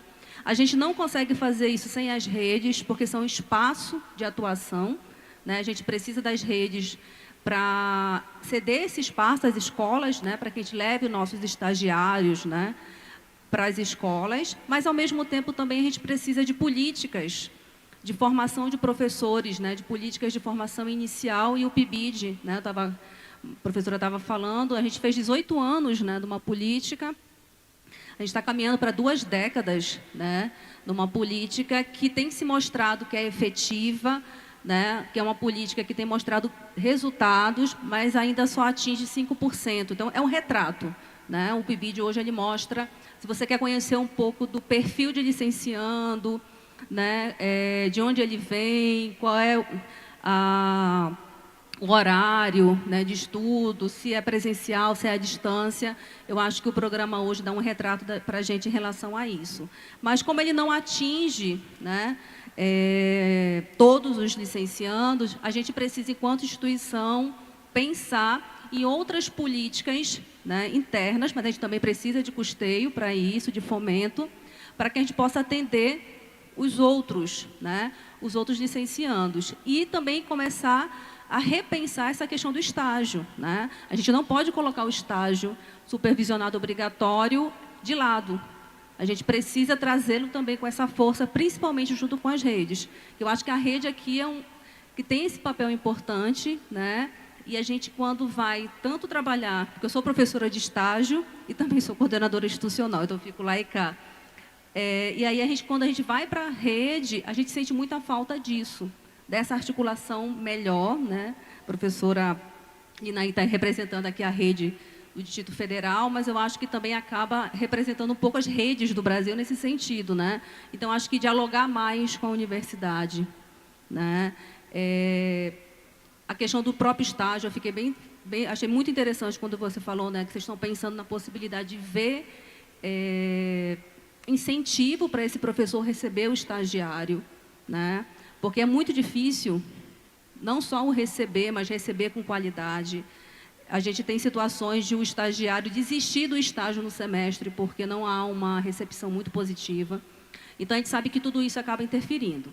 Mas, e aí outra coisa que eu queria também destacar, é que essa política de formação, ela tem que estar na universidade, né? E aí eu vou trazer o exemplo da minha, que a gente precisa, né, enquanto grupo, enquanto professor, que essas políticas estejam no PDI da universidade, tá?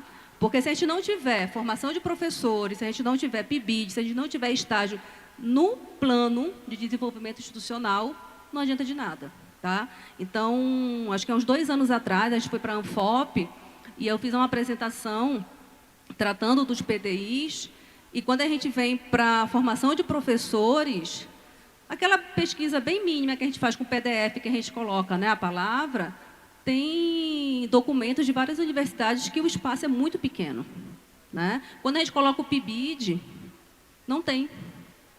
Né? Então, assim, como é que a gente vai institucionalizar uma política se a própria universidade ela não traz isso dentro do seu, né, do seu projeto? Então, são coisas que a gente precisa, enquanto grupo PIBID dentro da universidade, enquanto professores do estágio, enquanto professores das licenciaturas, buscar por esse espaço de formação, tanto continuada quanto inicial, de professores dentro das universidades. E o PDI é um dos caminhos para isso, tá? Então, eu acho que são questões que a gente ficaria aqui, acho que seria um seminário somente, né, para a gente poder discutir essas questões, mas eu acho que são pontos importantes e a gente tem aqui essa junção aqui, né? Então, eu acho que dá para a gente pensar bastante coisa. Deixa eu trazer aqui alguns questionamentos. Deixa eu ver aqui. Então, aqui não está direcionado, mas está assim. Ó. De acordo com o último censo, o ensino religioso é uma área crítica de formação, com apenas 12,91% dos professores habilitados. Considerando que o ensino religioso é uma área de conhecimento da BNCC, o que é necessário para a área voltar a ser contemplada no PIBID? Então, acho que é para a professora Márcia. Vários? Tá. Pronto. Então, e a outra para Paulo. Os pibidianos podem acumular a bolsa do PIBID com a bolsa do edital Licenciaturas em Movimento? Vocês chegaram a pensar em complementar a bolsa do PIBID em vez de criar outras bolsas? Pronto, a gente tem essas duas perguntas aqui. Posso começar? Então, o ensino religioso tem participado dos projetos interdisciplinares, né, dos subprojetos interdisciplinares. A dinâmica, a partir de agora, vai ser uma dinâmica das instituições que tiverem os seus projetos no fluxo contínuo, poderem decidir internamente como que elas distribuem as bolsas. Então, a instituição vai ter que assumir mais fortemente, e para isso a gente conta com os coordenadores institucionais, como é que isso internamente vai ser distribuído e como é que a gente pode lutar para que as instituições também nos deem contrapartidas para o programa, como é o PIBIC, né? O PIBIC, o CNPq dá um conjunto de bolsas para a instituição e a instituição complementa com um conjunto de bolsas. E quanto mais a instituição faz isso, mais bem avaliada ela é para receber mais bolsas. Então, que tipo de contrapartida as nossas instituições, estou falando como professora da UFRJ, como é que elas podem nos ajudar a fazer crescer o PIBID, né? A ter mais bolsas para o PIBID. Então, nesse novo cenário, né, os cursos que são cursos de licenciatura de cada instituição vão negociar internamente se vai ter mais um subprojeto. A intenção é que todas as licenciaturas estejam no PIBID, né? Então, mas quando a gente lança o edital, a gente é dependente do orçamento, a gente tem que fazer escolhas, né? Quando a gente tem um programa contínuo, o programa vai acontecendo e vai criando demandas para o orçamento. Então, se você tem mais um curso querendo participar na sua instituição, por que não agregá-lo? No próximo ciclo avaliativo, aquele subprojeto vai ser avaliado. Mas, enquanto isso, a gente luta internamente por ter mais bolsas, né? Então, esse é o movimento, né? Que a gente possa lutar conjuntamente por mais bolsas. Então, aí o ensino religioso vai estar nesse conjunto de novos subprojetos que poderão compor os projetos que existem hoje. Instituições que ainda não estão no sistema, aí sim, elas vai ter um edital específico, num certo momento do ano, em que novas instituições poderão aderir ao programa. Um pouco como faz a pós, né? Que tem o APCN, né? Um certo momento em que novos cursos podem ser apresentados. Então, novos projetos poderão ser apresentados. Eu acho que também o maior ganho é que a gente vai passar a avaliar o que a gente fez e não o que a gente promete fazer no projeto. Porque a gente nunca consegue fazer tudo que a gente promete, né? Essa que é a verdade, né? Porque as intercorrências da vida não deixam, né? Mas então é isso, vão poder participar apresentando novos subprojetos dentro do projeto que já está bem avaliado. Fantástico. Eu vou emendar respondendo, já puxando aqui um fio de conversa com a professora Márcia. Ela mencionou a PCN, deve ter um punhado de gente que foi ou é coordenador de pós-graduação aqui, né? Uma pergunta, assim, aquela pergunta honesta, genuína, né? As pessoas... Porque a relação que a gente tem com a PCN, com a avaliação da CAPES, historicamente não é a melhor de todas da pós-graduação, no sentido de que ela é muito onerosa, né? Então, tem colegas que quando a palavra sucupira aparece, eles têm uns gatilhos, assim, uns tremelique. Como que está sendo essa recepção da nossa comunidade, do PIBID, com essa aproximação, né? Porque, lógico, acho que a gente está muito feliz com a possibilidade de continuidade. Mas e a avaliação? Como que ela vai ser?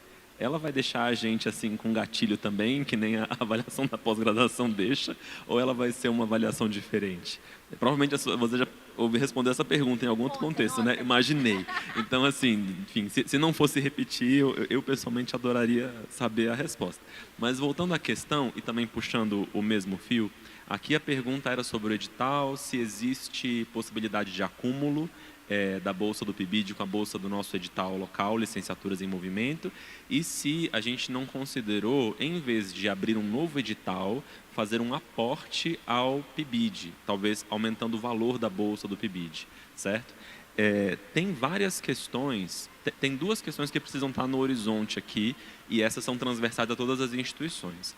Tem uma questão que é essa relação entre orçamento, demanda, público, certo? E como a gente faz para, dentro de recursos limitados, dar o melhor atendimento à nossa comunidade? Essa é uma pergunta que qualquer gestor em sã consciência vai se fazer. E vai colocar essa pergunta para a comunidade, para que a comunidade se manifeste. Em números, a Universidade de Brasília está como? Nós temos quase 40 mil estudantes, desses 10% são estudantes de licenciatura. 10%, não, perdão, 10 mil são estudantes de licenciatura, aproximadamente 24%, certo? Então, o nosso público de partida é de 10 mil pessoas. Os tais 8,05 milhões de reais que a gente recebe pelo PIBID nos permitem pagar 720 bolsas para um público de 10 mil pessoas, certo? Com licenciaturas em movimento, a gente consegue um recurso que permite o pagamento de outras 150 bolsas. Então, eu estou falando de 870 bolsas, quase 900 bolsas de graduação. Essas 900 bolsas, se a gente for comparar com a iniciação científica da universidade, a gente está super bem nas licenciaturas, porque de iniciação científica para a universidade inteira foram oferecidas quase 1.000 bolsas, um pouco mais do que 1.000 bolsas. Então, quer dizer que o PIBID, junto com o Licenciaturas em Movimento, na UNB, está chegando na ordem de grandeza da oferta de iniciação científica. E, mesmo assim, nós não chegamos a 10% da necessidade, certo? Percebem? Então, assim, a gente tem muito orgulho da entrega, mas, ao mesmo tempo, o percentual atingido é muito pequeno. Sem dúvida, se a gente for fazer essa contagem na CAPES e no alcance das licenciaturas do Brasil, o resultado vai ser parecido. A gente tem muita satisfação e muito orgulho, muita felicidade das bolsas que nós recebemos, mas o percentual de estudantes atendidos é muito pequeno. Nesse cenário, a concentração de rendimentos, né, de recursos, em uma quantidade pequena de estudantes, não é interessante. Então, tem um dilema que o gestor precisa levar em consideração, certo?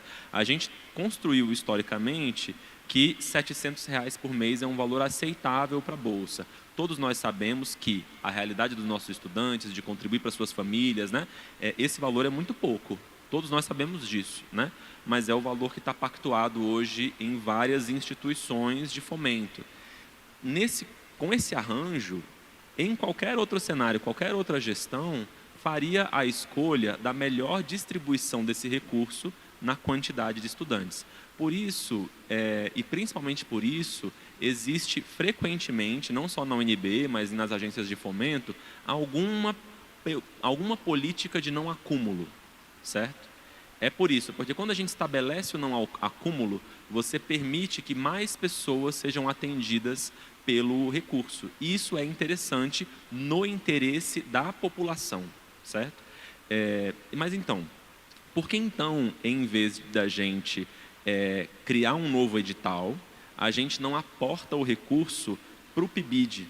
E por que a gente faz esse movimento, que é de criar um edital próprio e ir aproximando o desenho do PIBID? Uma resposta importante para a gente saber é que tem várias questões de dificuldade de pagamento. Vou eu tentar explicar agora com as minhas palavras. Mas assim, a CAPES pode fazer coisas que nós da universidade não conseguimos fazer. Exemplo muito concreto, a CAPES consegue pagar a bolsa para o supervisor da escola. Nós da universidade, com os recursos, as rubricas que a gente tem muita dificuldade de fazer isso. A gente ainda não encontrou um caminho para fazer isso. Isso aí não é uma questão de falta da decisão política, certo? É porque, de fato, como que a gente vai pagar uma bolsa para uma pessoa que não tem um vínculo com a universidade, seja um vínculo professor-pesquisador ou um vínculo estudante de graduação ou pós-graduação. Para esses atores, a gente consegue pagar bolsa. A gente tem até dificuldade de pagar bolsa para servidor técnico-administrativo, para vocês terem ideia. Então, assim, dependendo de qual é a situação. Então, tem várias questões que são, assim, que a CAPES pode fazer e a gente não consegue fazer do ponto de vista do orçamento. Porque é consensual entre os professores, acredito, das licenciaturas, ou é amplamente acordado, que a gente precisava ter um aporte de recursos para que os professores, inclusive dos estágios, fossem remunerados pelo trabalho, porque hoje, orientar estágio é trabalho não pago. E trabalho não pago não pode existir, né?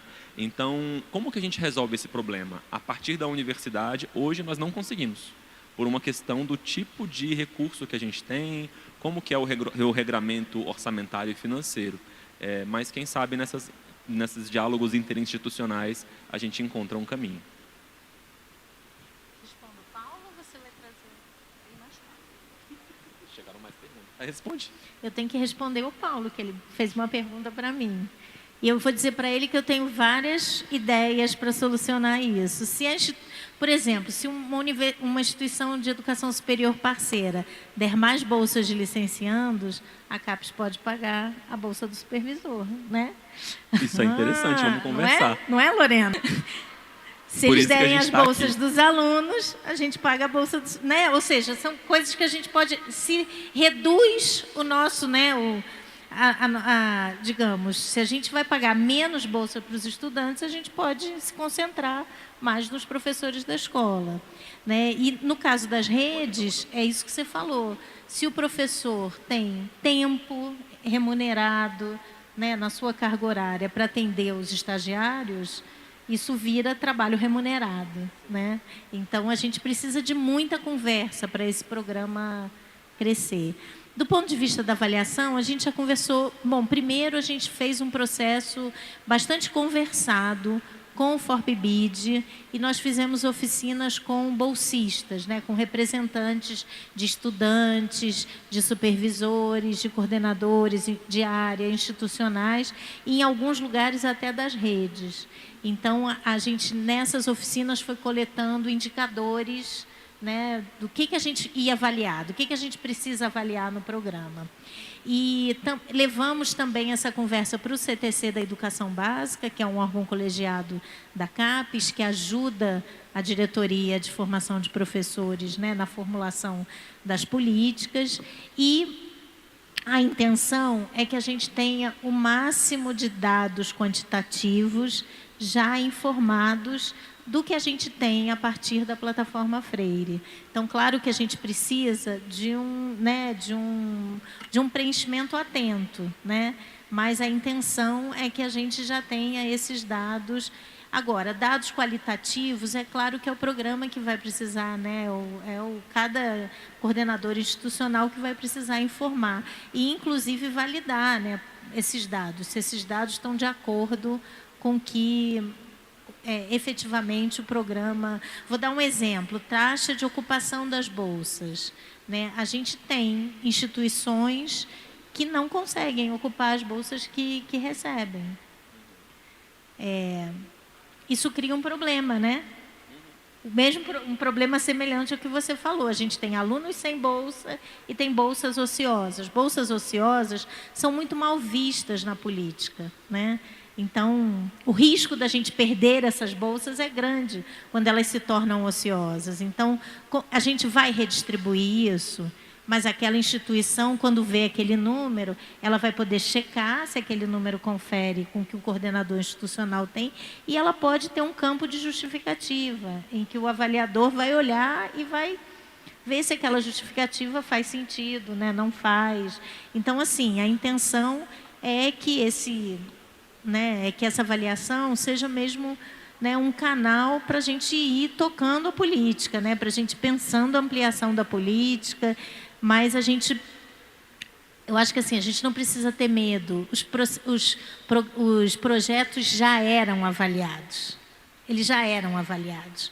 Só que eles eram avaliados na promessa, naquilo que a gente tensionava fazer. E isso nos dá pouca informação para a gente lutar pelo programa. Quando eu só sei o que a instituição tem a intenção de fazer, mas eu não sei o que ela está fazendo, né? Então, essa avaliação vai nos permitir saber o que vocês estão fazendo, né? Então, a CAPES sempre apostou na autonomia das instituições. A gente tem diretrizes gerais sobre o programa, mas são os coordenadores institucionais nas suas instituições que desenham os projetos. E isso vai continuar desse jeito, mas a gente quer saber o que está acontecendo nesse desenho, né? Então, essa é a intenção, né? Não há política pública e não há dotação orçamentária sem avaliação, né, Paulo? Não existe, né? Então, por mais que ela nos dê trabalho, né, que seja um momento tenso, né, para quem está coordenando a pós, como já estivemos, para quem está na coordenação de um programa como o PIBID, não há possibilidade de distribuir recursos, né, primeiro de ter os recursos, né, e depois de distribuir os recursos sem avaliação. Essa avaliação vai nos dar mais informação sobre o programa, né? A gente vai poder falar melhor sobre o programa, né? Porque hoje o que a gente tem são os questionários, né, relatórios que nos são enviados, mas essa possibilidade de acompanhar mais, né, digamos, mais de perto, é o que a gente espera, né, com a avaliação. Pronto. Só salientar que a gente vai encerrar, né, a recepção das perguntas. A gente tem aqui mais 4 que eu vou fazer em bloco. E aí eu vou passar para vocês se a gente consegue, né, para poder não adiantar tanto na hora da audiência. A gente tem aqui uma que pergunta como é que está sendo analisada a inclusão dos estágios no primeiro semestre do curso. E aí tem uma afirmativa depois. Há muitas críticas em relação a essa normativa. A gente tem aqui depois, pensando de João Fernandes do Cefet, né, pensando na aproximação entre a universidade e a escola, quais as ações podemos promover para que a escola seja reconhecida enquanto um espaço de coformação dos licenciandos? Isso para além do PIBID e pensando no estágio supervisionado. E aqui é 2 que é bem voltada para o PIBID, né? Eu acho que a outra seria bem a professora Linaí para pensar um pouquinho. Porque o PIBID não tem mais verbas de custeio para as atividades que são desenvolvidas nas escolas? E por que bolsas do PIBID para universidades privadas? Faz sentido? Como defender a educação pública quando verba pública é direcionada à educação privada? Aí é uma afirmação agora. O aporte financeiro deveria vir dessas instituições. Vou defender isso. Pronto, então são esses 4 questionamentos aqui. Eu acho que a maioria ficou para Márcia. Vou responder rapidinho. Não tem custeio porque o dinheiro está todo nas bolsas, porque 84% dos recursos que a gente tem são bolsas do PIBID. Então, a gente tem o PIBID, tem o PARFOR, tem as bolsas do Pé de Meia e tem o PAEP da Educação Básica. Todas as nossas boas ideias, outras, a gente não tem conseguido implementar por falta de recurso. E a outra coisa que eu sempre digo se eu der R$100 de custeio para cada estudante, né? Fizer um cálculo por estudante, der R$100 para cada instituição por estudante, cada instituição não vai receber nada e a CAPES vai ter um rombo no seu orçamento, né? Então, é muito difícil dar custeio para um programa tão grande como esse, um custeio que seja significativo, né? Que permita que as coisas aconteçam, né? Então, ao longo do tempo, a decisão, quando o programa cresceu do modo como cresceu, vocês viram os recursos que são destinados, foi uma decisão, né, política daquele momento do investimento em bolsas, né? O investimento em custeio não vou dizer que é impossível, mas é cada vez mais difícil, né? Essa é uma outra conversa boa com as instituições de educação superior, né? De como é que a gente poderia pensar contrapartidas que envolvessem um custeio para a vinda no ENALIC, né? Para as atividades dos estudantes nas escolas, né? Isso é uma conversa boa. Mas hoje, no nosso orçamento, o custeio não cabe. Sobre as instituições privadas, bom, a absoluta maioria da formação de professores no nosso país está hoje na mão das instituições privadas, né? As privadas com fins lucrativos e as sem fins lucrativos, mas majoritariamente nas com fins lucrativos. Os editais do PIBID sempre primaram pela qualidade. Então, as instituições privadas que participam do programa são instituições que apresentaram projetos muito bons e que foram avaliados, né? Então, normalmente essas instituições, grande parte delas, não das comunitárias, né, mas das com fins lucrativos, elas têm poucos núcleos, às vezes tem um núcleo de pedagogia, ela apresentou um bom projeto e a gente tem considerado que é importante que melhore a formação de professores no conjunto do país, né? A gente não está distribuindo recurso público para projeto ruim, vocês podem ter certeza disso, né? Todos os projetos são avaliados e é a partir dessa avaliação criteriosa, em que o coordenador institucional tem um perfil super específico, os coordenadores de área têm um perfil super específico, né? Em que o projeto tem que ter uma série de elementos que essas instituições são avaliadas. Elas não são maioria e elas não são maioria no repasse dos recursos, né? Mas elas estão também formando professores no país. Esses professores estão chegando nas escolas e a gente precisa incluí-los na política, né? Essa tem sido a posição da CAPES. E às vezes só tem aquela naquela região, né? Exatamente. Tem uma pergunta sobre estágio? Sobre o estágio no primeiro período. Bom, não é a CAPES que legisla sobre isso, né? Eu também sou professora de estágio. Eu acho que tudo depende do que você entende como estágio, na minha opinião. Assim, se você está entendendo que o estágio é ir lá dar aula, claro que não dá para fazer isso no primeiro período. Mas se você entende que o estágio também é parte dessa iniciação à docência, ele pode estar começando com outras atividades, né? Eu penso assim, né, que é importante, se é importante que o estudante esteja na escola desde o início, se isso for nomeado estágio, isso não me incomoda, porque eu vou saber como fazer isso, né? Então, acho que bons professores de estágio nas instituições de ensino superior podem fazer acontecer coisas boas no primeiro período. Mas essa é a minha opinião de professora de estágio, né? No curso de biologia, não como gestora na CAPES, porque a gente não é a gente que decide isso. Obrigada, gente. Obrigada, já vou me despedindo, então.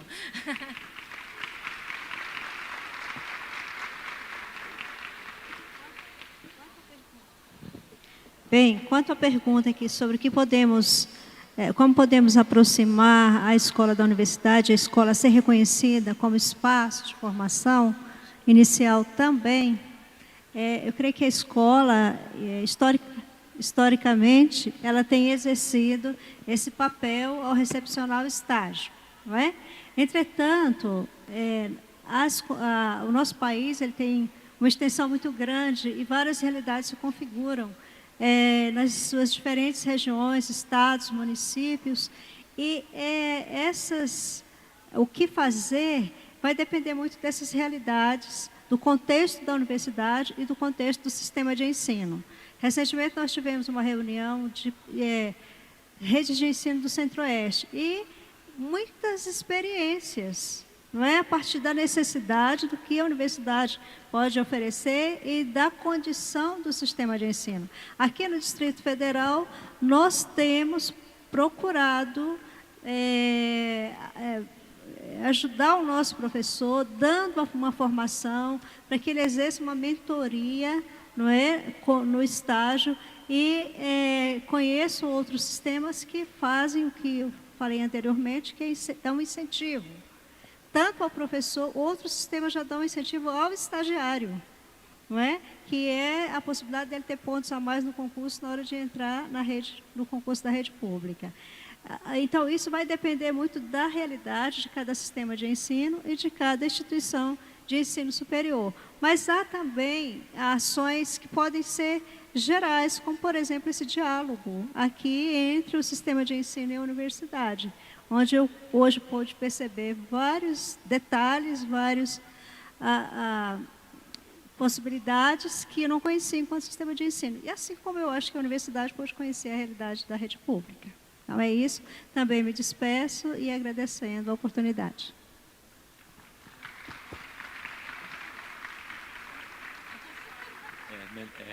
A gente descobriu que esse é um microfone bom, daí a gente fica mudando de mão para mão.